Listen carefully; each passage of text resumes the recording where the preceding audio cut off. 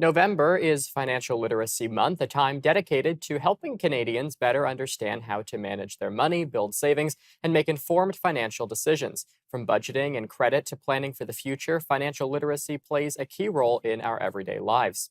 And joining us now to talk more about the importance of financial education and how people can take control of their finances is Elizabeth Naumovski, Vice President of Marketing with Caldwell Securities Limited. Elizabeth, thank you so much for your time today. Thank you, Wyatt. And I'm quite happy that you're actually doing this interview because targeting your generation right now is very important regarding financial literacy. For sure. And maybe just to kind of build off of that, I'll kind of go into my first question. And I guess I'll kind of use myself as the spokesperson, but with respect to my generation as a whole, how do we kind of manage or reduce our debt more effectively, given young people now, whether it be student loans, whether it be the daunting task of trying to find an affordable place to live? And it seems as if just all of these fiscal concerns are really starting to pile up for young people in my generation. Well, I think it's not just your generation. I think it's every generation that's struggling right now with debt. Too many people will go and buy things to make themselves feel better. They will buy things and think that, oh, this will cure everything that I'm ailing from and all the problems that I have. The problem is debt keeps growing. So list all of your debts, whatever they are, put them on a list, write it down on a piece of paper and a pen. Include the amounts that you owe, the interest rates that you're paying, due dates when things are due, and what creditors are after you. Also consider debt consolidation. So what you want to do is combine multiple debts into a single payment with a lower interest rate. And those options can include loans, balance transfers, and some people talk about home equity loans as well. Reach out to a not-for-profit credit counseling organization. They can help put you on the right track. They can negotiate with creditors for you, and they can set up a single monthly payment for you too. So they have an important role as well. There's the snowball method, which means pay small debts first.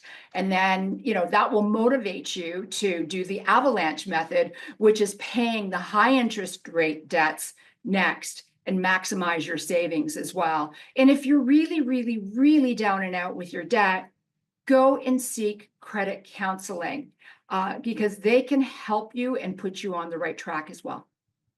And if we're talking about kind of the safest way to both save and grow our money, how would you kind of recommend we go about doing that? Again, something that can seem very challenging for some people. Well, in Canada, we've got some pretty great vehicles. The number one that I can talk about right now is the tax-free savings account, or also known as the TFSA. For 2026, you can actually put $7,000 into that account, into an investment vehicle, and see it grow. If you were 18 in 2009, by next year, you can put a total of $109,000 into your tax-free savings account. And it grows tax free, so you don't have to pay any taxes on it. The other one is a registered retirement savings plan, or your RRSP. That also offers tax deductible contributions and tax deferred growth. But you have to remember that works best for long-term retirement.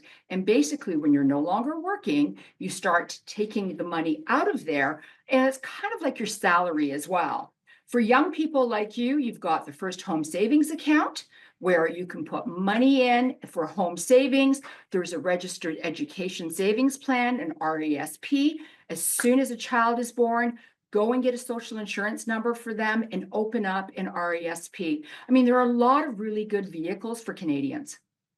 And one thing that I think all of us are guilty of is, getting money and then just kind of immediately thinking, well, I have all this money, I can put it towards so many things. So how can people actually both make a budget, but then stick to that budget without, again, letting kind of the excitement about the money that you're getting in every month kind of take over?